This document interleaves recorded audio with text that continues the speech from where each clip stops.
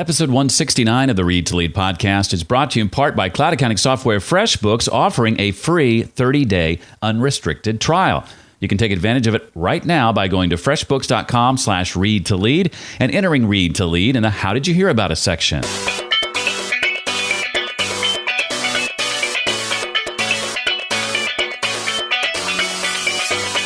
A diminisher, they're leaders that either are so intimidating that people hold back, or they're just people who are so capable themselves that other people don't feel the need to step up. Welcome to the Read to Lead podcast with Jeff Brown. Jeff believes that if you desire to achieve true success in business and in life, then consistent and intentional reading is a must. The Read to Lead podcast will not only help you narrow this ever-important reading list, but also bring you key insights and valuable feedback from some of today's most successful and inspiring authors. And now, here's Jeff. Hi there. I'm so glad you found the podcast that is dedicated to your personal and professional growth. Leadership at the core of what we talk about, of course, but we also dig into topics like personal growth, productivity, career, business, marketing, sales, and entrepreneurship.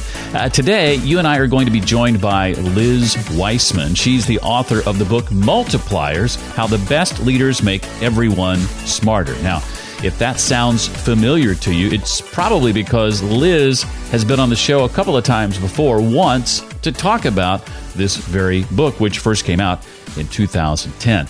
But it's being released in a newly revised and updated edition. And there's plenty of new stuff to get excited about. There's 2 brand new chapters in the book. There's a new section on how to affect lasting cultural change inside your company, a new set of tools to enable you to put the ideas from the book into action, a number of new case studies, and even a new preface that describes the changing landscape of management and why you as a leader can and must get more from your talent. And with this new material in mind, I'll be asking Liz to share about what to do when you work for the kind of boss Liz calls a diminisher, how to prevent yourself from becoming an accidental diminisher, how to put into practice true multiplier leadership type traits, and plenty more. Well, I must say the leadership behind our sponsor, cloud accounting software FreshBooks, is doing a bang-up job because the all-new FreshBooks is better than ever. I use it in my business every day, and if you're looking for the perfect online accounting solution, then look no further than FreshBooks Cloud Accounting Software. I personally have been using FreshBooks in my business for 8 years. If that's not enough to convince you to give it a try, then I'll add that the all-new FreshBooks is ridiculously easy to use, and it's completely transformed how freelancers and small business owners like me deal with the day-to-day paperwork. It's been redesigned from the ground up and custom built for the way you work. They've got a free 30-day trial you can take advantage of right now, meaning you get to use all of FreshBooks features and check them out at absolutely no cost for an entire month when you go to freshbooks.com/read to lead. Now, when you get there, be sure to enter Read to Lead in the How Did You Hear About Us section, because that helps us. Again, that address one more time is freshbooks.com/read to lead to try for free 30 days the all-new FreshBooks Cloud Accounting Software platform. Liz Wiseman teaches leadership to executives and emerging leaders around the world. She's the president of the Wiseman Group, a leadership research and development firm that's headquartered in Silicon Valley. Some of her recent clients include folks like Apple, Disney, eBay, PayPal, Facebook, Gap, Google, Microsoft, Nike, Salesforce.com, and Twitter. Liz has been listed on the Thinkers 50 ranking and named as one of the top 10 leadership thinkers in the world and recipient of the 2016 ATD Champion of Talent Award. She's the author of 3 best-selling books, including the one we're going to be talking about today. There's Rookie Smarts, Why Learning Beats Knowing in the New Game of Work, which was featured in episode 62. The Multiplier Effect, Tapping the Genius Inside Our Schools, and the book we're revisiting today, Multipliers, How the Best Leaders Make Everyone Smarter. We first touched on this book with Liz back in episode 30. She's conducted significant research in the field of leadership and collective intelligence.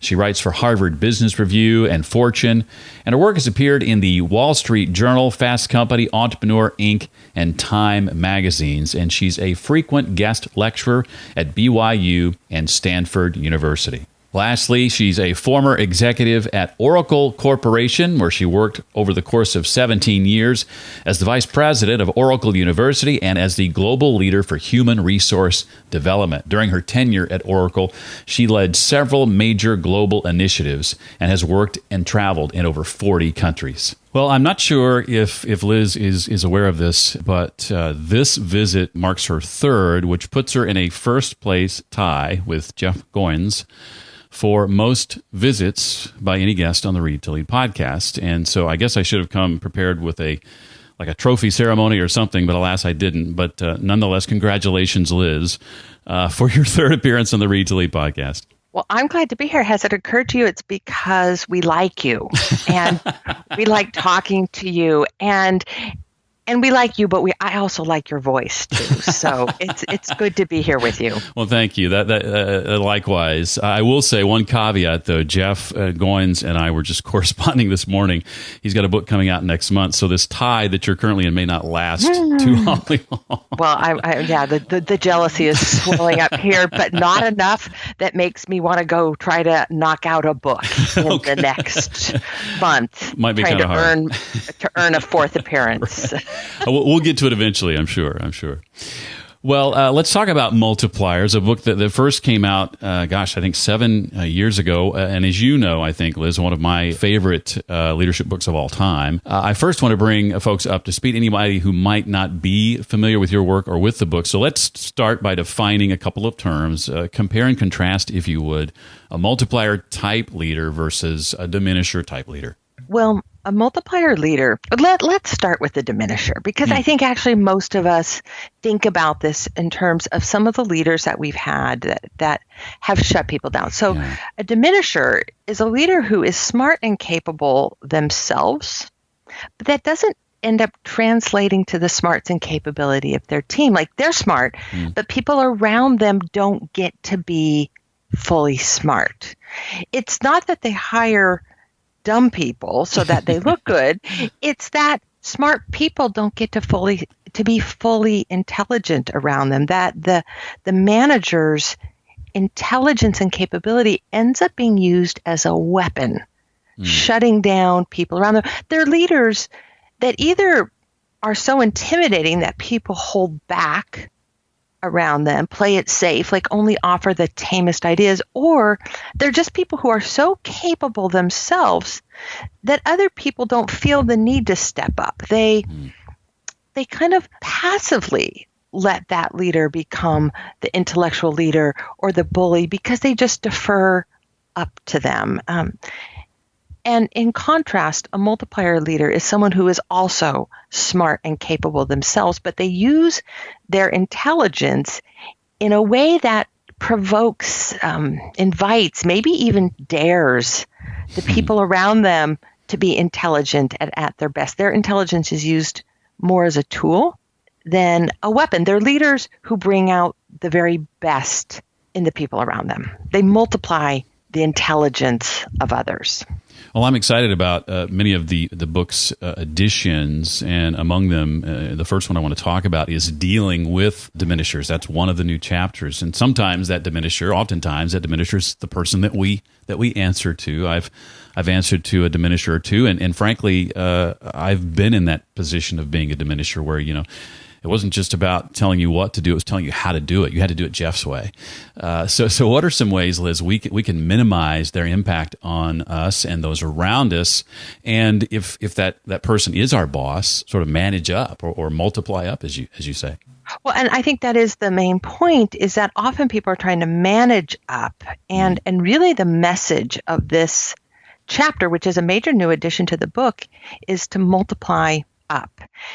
And, actually, it's the reason why this whole second edition exists. It was purely therapeutic on my part. And it really started with a conversation I had with my publisher, Hollis Heimbach, at HarperCollins. And I'm like, Hollis, in the 7 years that this book has been out, I'm a magnet for diminisher stories, as you can imagine. And I was telling her how as many people who are as inspired by the book, who want to go out and be multipliers, there's at least as many people who say, yeah, I very much want to be one of these kind of leaders. But Liz, let me tell you about my reality. My reality is that I'm dealing with diminishers. And I noticed how much energy, if not psychic energy, was being consumed by people who were trying to be good leaders themselves, but they're being kind of oppressed by the leadership around them. And I mean, honestly, what they probably really wanted from me was like, how do I get rid of this person? Like almost like they're looking for an assassination service or something. Like, like, okay, how do I get rid of this person? Okay, well, if I can't kill them, can you at least come in and turn them into a multiplier? Like, no, I can't poof them into the boss that you want. And so it leaves this third option is, how do I deal with them? And so I did a lot of research. Actually, honestly, I did as much research on this question of how do we deal with diminishers as I did for all the research I did for the original book, because I really wanted to get this right. And what I looked at was, what are the strategies currently in play out in our workplace? How do people deal with diminishing bosses? And is it working? And if not, what works? And what I found is that most of the strategies people are using today just don't work. In fact, I'll give you a little quiz. Are you up for a little quiz? Sure. Okay, I'm going to give you the 5 most prevalent strategies people use. Only one of these actually makes the list of the 5 most effective strategies. So, if you're listening to this, which one is it? Number 1, and these are in rank order, confront them. Number 2 is avoid them, kind of close your door. Number 3, quit your job. Number 4, comply and lay low, which is essentially quit and stay in your job. Or 5, ignore the diminishing behaviors. That's in rank order of frequency. Can you pick from that list the one that you would think would actually be effective, that actually works? Quit. Well, quit is typically effective, but here's the problem with quit. I mean, quit in some ways is perfectly effective, but what we find is that people end up just going and working for another diminisher. Okay. Yeah. I mean, maybe like a moth to a flame, perhaps. It's one of the things I put in the book is a shopping guide for finding a new boss. Like, how do you shop? And a lot of people look for jobs, but very few people shop for their boss. I actually think it's the most important thing when you're taking a new job, particularly if you're coming out of college, because I think that first boss you go to work for has a deep imprint in how people work throughout their career. But so on that list, back to the list, the only one of those 5 strategies that we find really works is ignoring the diminishing behavior. Really? Yeah, the strategies that turned out to be the most effective were really around changing our response to the behavior. Like, the least effective strategies are confront them, avoid them, comply and lay low, convince them that you're right, or to take HR action. We found those definitely do not work. The strategies that work really emanate from a very different assumption, is that although you can't change the diminisher's behavior, you can lessen the diminishing response.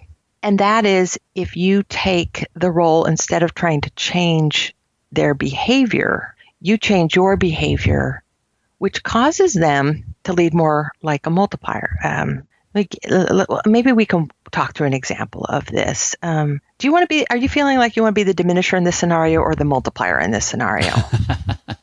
Like, what kind of day is it for you? Do you want to be evil boss or? I'll be evil boss, sure. Why not? Okay. Why not? Okay, so Jeff, let's assume. I played Jesus once. I never got to play the devil. Yeah. Okay. Good. So you're going to be the diminisher. Let's say I work for you, and you really are a micromanager. Like, you are controlling and dictating and micromanaging. Let's say you're micromanaging me. Now, my natural response is judgment. And I think, to your point of sort of the good and the evil, is we look at the actions of diminishing leaders and we naturally judge them to be wrong. I think there's something inside of us, like a conscience, a moral compass, that says it's wrong to control other people. It's wrong to take the agency away from others, because that's essentially what diminishers are doing. Like, I'll tell you what to think. Mm-hmm. And so I judge it as wrong. So if I now judge you as wrong, as a bad boss, as diminishing, my tendency is to stop listening to you, to exclude you, to criticize you, to probably criticize you to other people. Like, I'm talking smack about you as a boss, which, as I exclude you and stop listening to you, and you've got strong, like, dictating, controlling, micromanaging tendencies, what do you think actually happens? Like, what's your next move? Well, it's to think long and hard about whether or not you remain employed here, I guess. You're going right for the jugular. Yeah, it's that people then actually causes that diminisher to get more aggressive. Maybe like, hey, I'm going to remove you, but sort of an interim step that most managers would take is to be more aggressive by doubling down on the behavior. Like, okay, you exclude me. I'm actually going to go in, more often and deeper on this. I'm going to check your work. I'm going to like keep popping by your office. I'm going to keep, like copy me on every note. Wow. Diminishers tend to double down on diminishing behaviors when their employees respond with judgment or criticism. And now, of course, in that scenario, we not just have one diminisher, we actually end up two diminishers, because I've ended up kind of diminishing you. Like, I've now joined the ranks of the diminishers, very unaware that I have done it. Because, see, I'm trying to suppress you. Mm-hmm.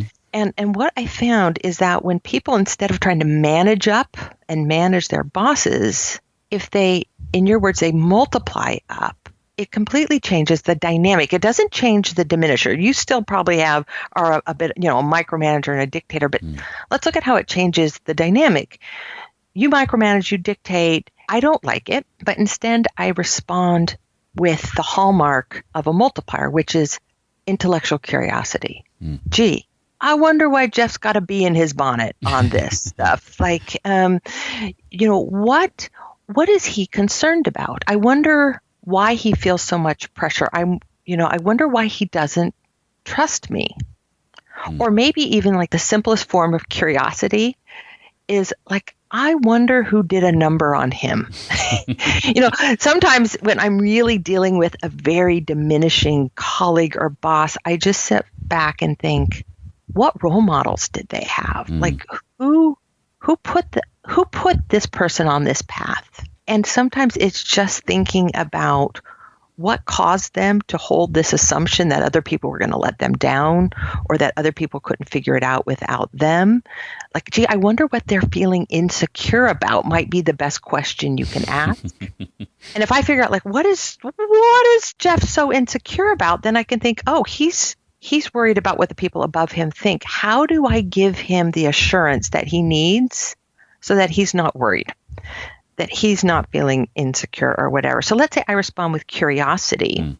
And as I do that, I want to consider your perspective. I need to listen and learn. And I invite you in. So instead of keeping you at bay, what if I bring you in? What if I give you an invitation to the party? I copy you on everything. I ask you to weigh in, to check my work. Now, how do you respond? Yeah, then I'm prompted to be probably more or less of a micromanager, I think, and to eventually want to grant more trust and autonomy, which is what that person is ultimately seeking, it sounds like. Well, you're exactly right. It's all, when people are dealing with diminishers, probably what they seek more than anything is autonomy. How do I get space? The word space just kept coming up over and over when I did the original research. Is like, this person's like in my space, in my business, and how do I get the space I need to think, to work, to contribute, to take ownership for that? And really, when we respond to diminishers with multiplying behavior, it actually earns us more space. Now, it doesn't magically transform that person.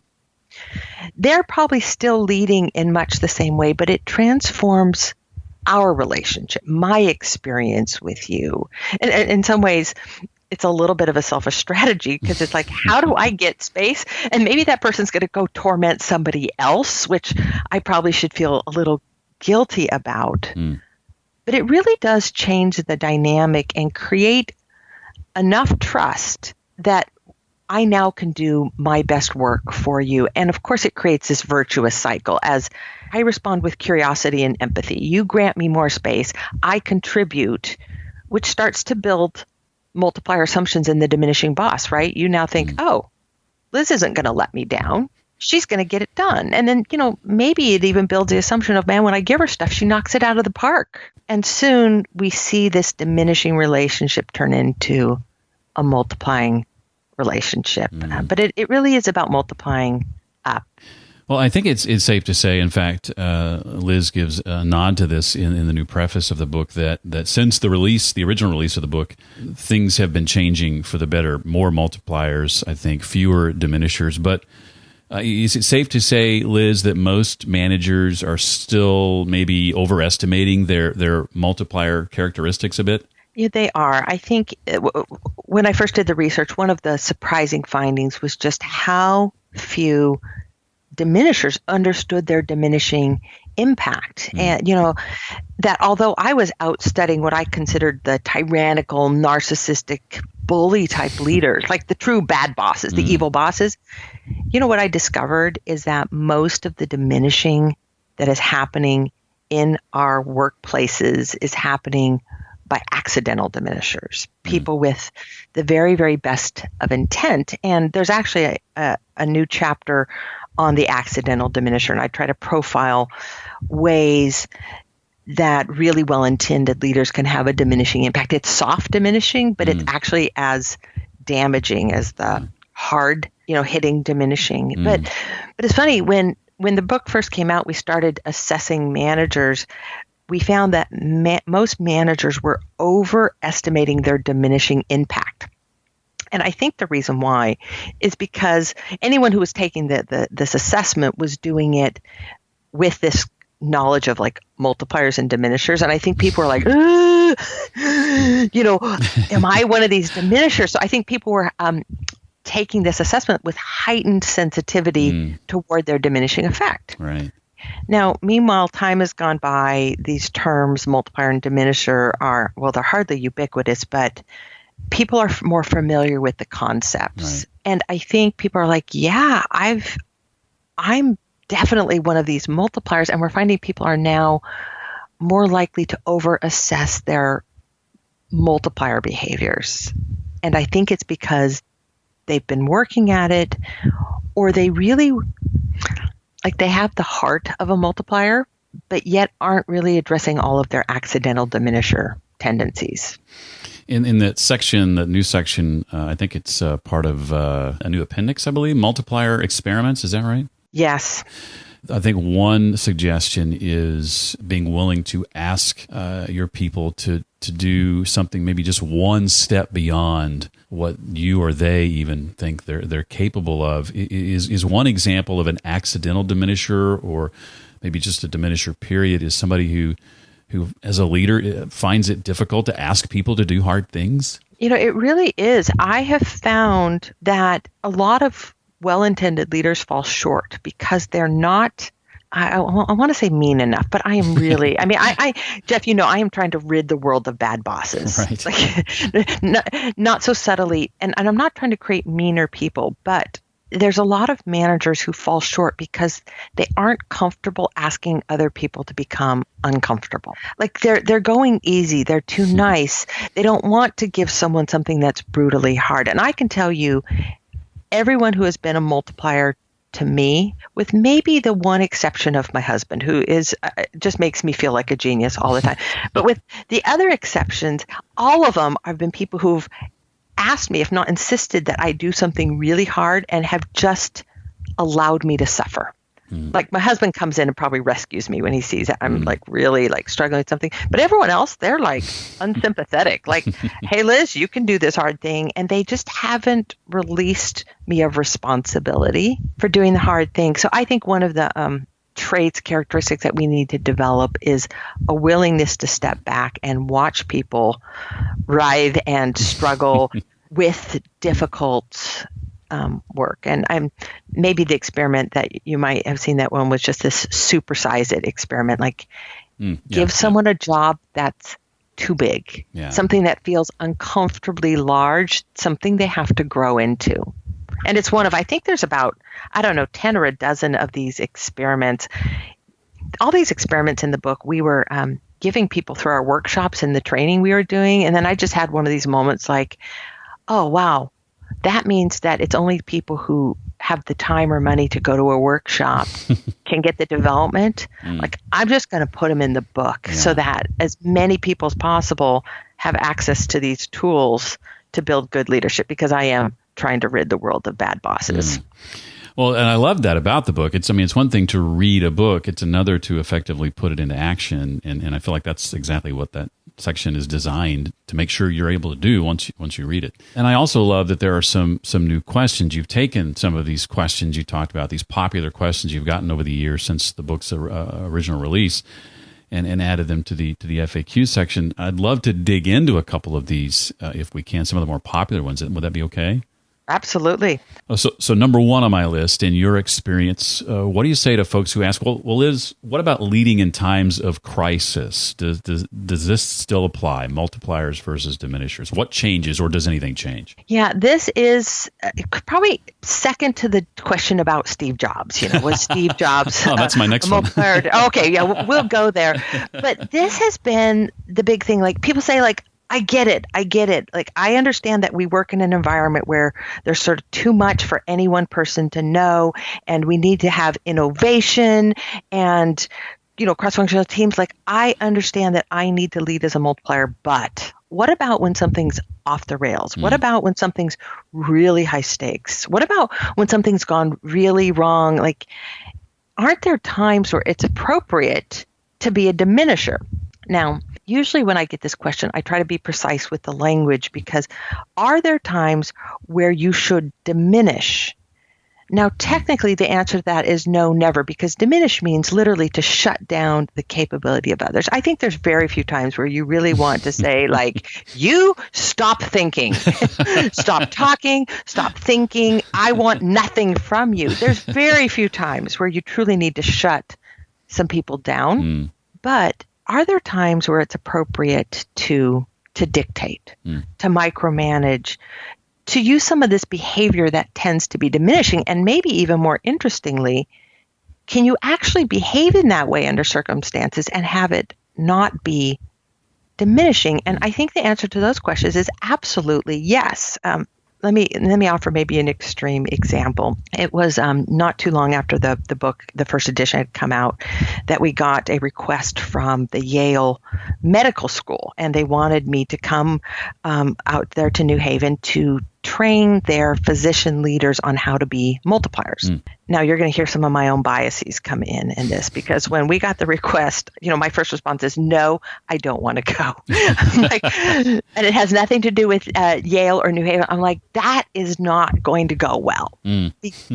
Because I understand, like, physician leaders and physicians enough. I have a friend who's a physician who, as I was writing the book, he's like, Liz, physicians are like trained diminishers, and surgeons were. So I go out there anyway, and I'm thinking this might not go very well. Well, it turns out it actually was going extremely well, where these group of, top physicians who run the residency programs. So they've, it's this amazing elite school with this elite residency program. And it was going very well until at one point the conversation came to a head, and they're like, you know what? Hey, we got to tell you what we think about this. Like, this whole idea of leaders and multiplier, that's great. But we're just not sure, Liz, you understand what we do, And they say this as if I've never been in a hospital before. I've never, hey, I watched ER, when I was a kid in the 70s. I understand that. And, does not every movie have some scene where there's like a heart monitor and it's like bump, bump, and then it flatlines? I'm like, I get the concept of flatlining. And they're like, when someone is flatlining in the OR, this is not a multiplier moment. And of course, I'm thinking about like one of my children lying there on the in the OR, or myself or anyone. I'm thinking, yeah, okay, I get it. I understand that when someone's life is at risk, you need to to tell someone what to do. And they're like, yeah, we need to yell at people. And I think we've all heard the stories about what happens in the OR as surgeons are yelling at the surgical team about what to do. I'm like, yeah, I get that. But then I asked, what percentage of your time is spent in those situations? And they thought about it, and they all kind of like conferred a bit, and they said probably 3 to 5% of our time. I said, okay. So I understand why 3 to 5% of your time you need to bark orders, tell people what to do, criticize, yell, scream, whatever, throw things if you need to save a life. But what about the other 95 to 97% of your time? How do you need to lead there? And is it possible that you could lead in such a way during the 95% of your time that isn't a life or death moment that would actually allow people to be at their most intelligent in that 5% moment? Or even better, could you lead in a way during the 95% of your day or week or month that was so enabling and multiplying and growing of the people around you that when you yell and throw, they actually welcome it. They trust you. They know that you're doing it as an exception, and they know that they need to fall in line and do exactly what you've asked them to do. So I think in times of crisis, yes, we often need to go to some otherwise diminishing behaviors, but if we go in and we go out of these and return back to a different way of leading, it allows us to continue to be a multiplier. And maybe even, one thing that I tend to do when I go into these is I label it. I'm like, I am going into diminisher mode. And the reason why I label it is to warn people. It's like a storm warning system, like Liz is in her diminishing mode. But it's really a warning to me, which is you're going in. Don't forget to come out. When you lead like a multiplier by rule, you really earn the right to have these diminishing moments by exception. And we're all going to have them. Like, who doesn't have these moments? Right. Well, you hinted at the other question, and when I saw it pop up in this new edition of the book, I had to laugh because it's a question I literally have wondered about myself, and I want to ask it here. And that's when you look at examples like, and probably the most famous one is Steve Jobs, who seemingly had strong, diminisher characteristics and streaks. How do you explain that in the light of the success during his time at Apple? Yeah. Well, that's an interesting one. And I do get that question all the time. And the question about Steve Jobs is really, it's a surrogate question. It's a question about strong, successful leaders. I live right in the heart of Silicon Valley, and so we see a lot of these leaders in tech. They're often these iconic leaders. Journals and newspapers love to write articles about them. And part of it is it's more fun to explore the diminishing qualities of some of these leaders. But, here's what we found is that some of these strong leaders, especially founders, have diminishing characteristics. It's undeniable. Like they are present, and they often lead successful corporations. But when you really double click on these leaders, for every strong diminishing quality they have, you can find strong multiplier qualities as well. If you look at Steve Jobs, you can see strong micromanaging tendencies, a little bit, some tyrannical kinds of behavior. They're undeniable. Like we've all, heard the stories, read the stories. I've seen some of that behavior. But if you look over on the multiplier side, you see a presence of a talent magnet, an ability to attract really capable people and to see and use their genius. It was one of Steve's geniuses, was the ability to surround himself with other people who were brilliant. I've interviewed some of these people who work at Apple, and they said, Steve was absolutely a multiplier to me. Like, I did my best work around him. I would go work for him anywhere. Yes, he yelled, he screamed, he had these, but like he saw a capability in me and he used it. Or the challenger discipline, those stories about Steve where he kind of like gives someone the eye and said like, here's the thing I need you to do. And they're like, I don't know. I don't think it can be done. I don't think I can do that. And then he would just stare a little bit longer until people said, I'm up for the challenge. So it's not that they don't have diminishing tendencies, absolutely. But often the multiplier tendencies outpower them. It's more fun to talk and write articles about the diminisher tendencies, Right. of course. Or you sometimes see some of these people who their diminisher tendencies outweigh their multiplier tendencies. They've got more diminishing moments in a week than multiplier moments. And we often find those people surround themselves with a management team that compensates. The Tim Cooks at Apple. And you see this profile a lot where they bring in presidents or COOs or other leaders who play that multiplier role in the environment.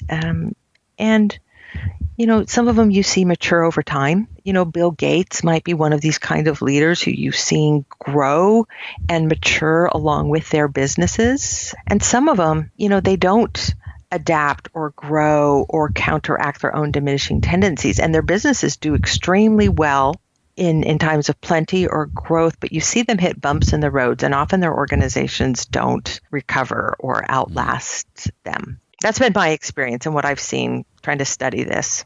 In from what I've read about Steve Jobs, I've read the Walter Isaacson biography, for example, among other things, and he certainly had no problem leveraging the collective brain power of the room and wasn't bashful about doing so, and certainly not threatened or intimidated by the smarts of others, many multiplying characteristics, and also a fantastic connector. I mean, I think that's kind of what helped get Apple off the ground and get it off the ground strong. You had this engineering faction, and you had the creative side, and two factions that didn't know how to communicate with one another, and he bridged that gap.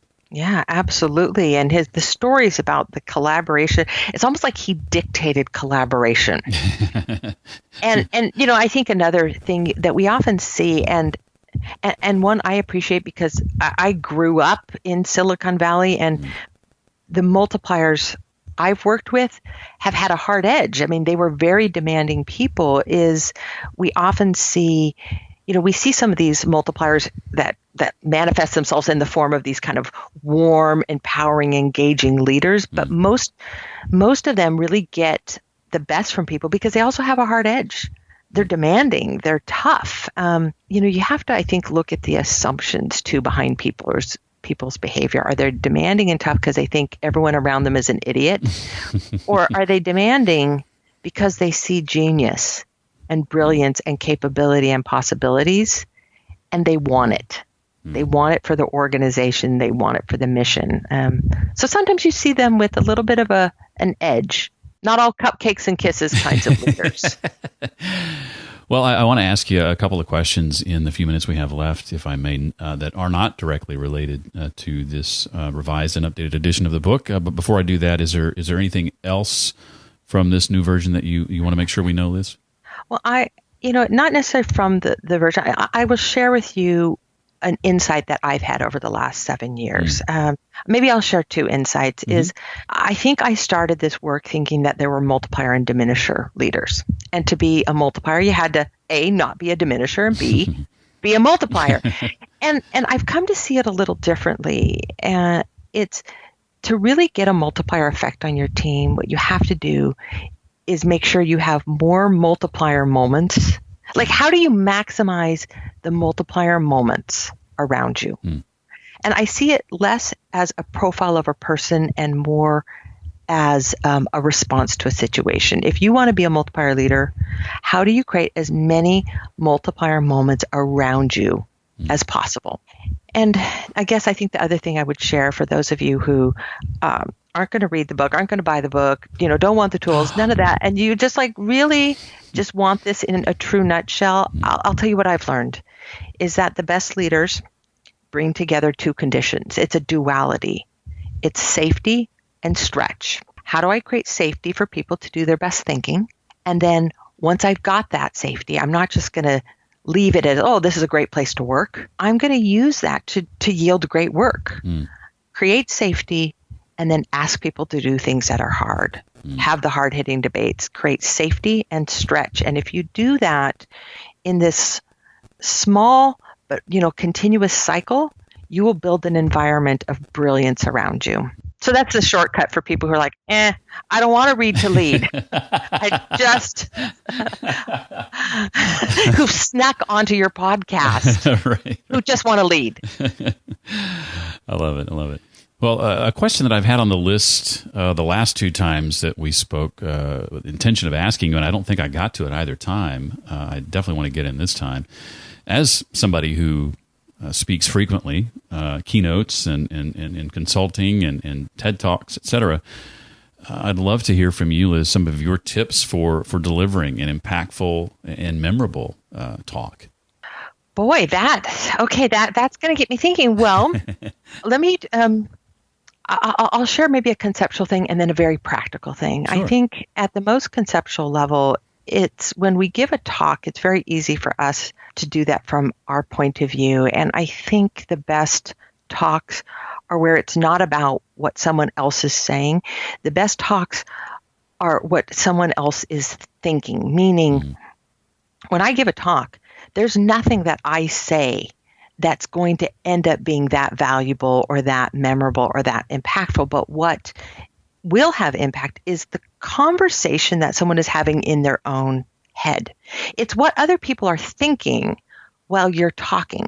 So you can either do all the thinking for them, and then there's nothing going on in their head, and their fingers are probably on their phone doing something else, or you can present just enough and ask the right questions that it provokes somebody else thinking. It's kind of like going to church, and that it's not so much what the preacher is saying, it's the reflection you're having while you're there. And so I try to think about, how do I provoke good thinking in the room? So that maybe is one thought. And then I've learned that if you really want people to remember certain things, you have to build around those ideas. I was getting ready to do a big talk, and it was, being broadcast to like a very, very large group of people, 100,000 people. And I was like, I really want people to remember certain ideas.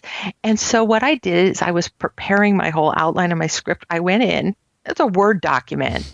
And I blue highlighted. I just happened to remember it was blue. I blue highlighted the ideas, the nuggets, the sound bites. I'm like, I need to make sure. And I started this thinking, I just need to make sure I don't forget to make these points. And then because I blue highlighted them, they really stuck out of the document. And so I really got those anchored in. And I think I ended up nailing those points. And as I was looking at the Twitter feed after the talk, all the tweets were the blue points. And mission accomplished.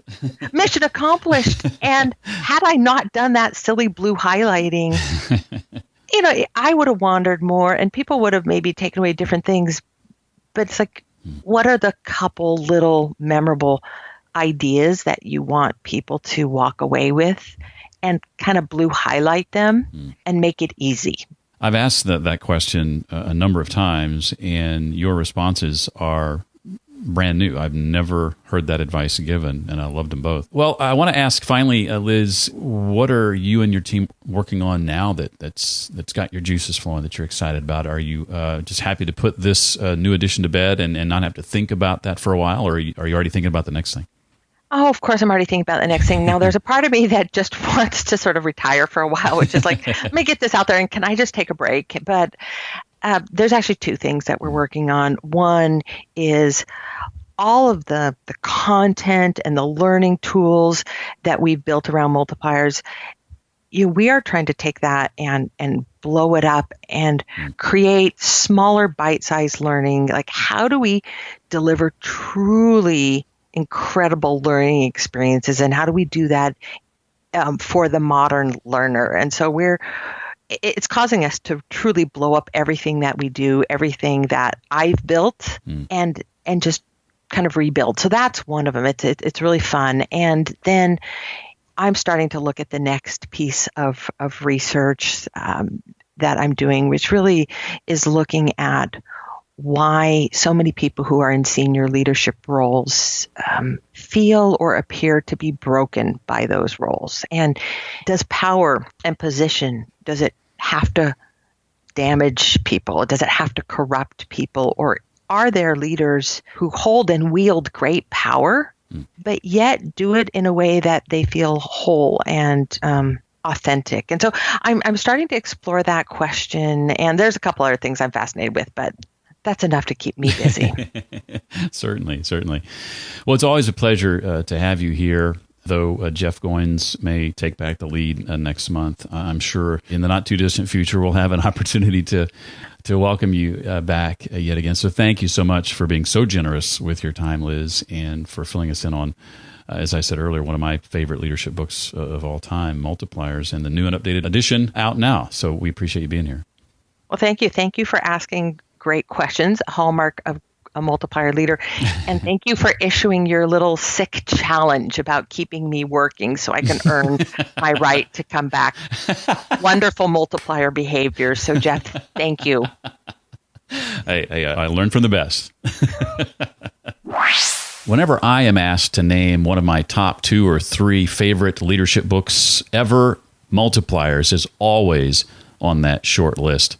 To check out this newly revised and updated edition for yourself, any of the previous visits from Liz on the Read to Lead podcast, and any other resources we talked about today, you can visit the show notes page created especially for this episode, and you'll find that at readtoleadpodcast.com/169 for episode 169. If you're like me, you're always looking for a great new podcast to check out. One I can highly recommend is from my friend Rob Nunnery. It's the Fail On podcast.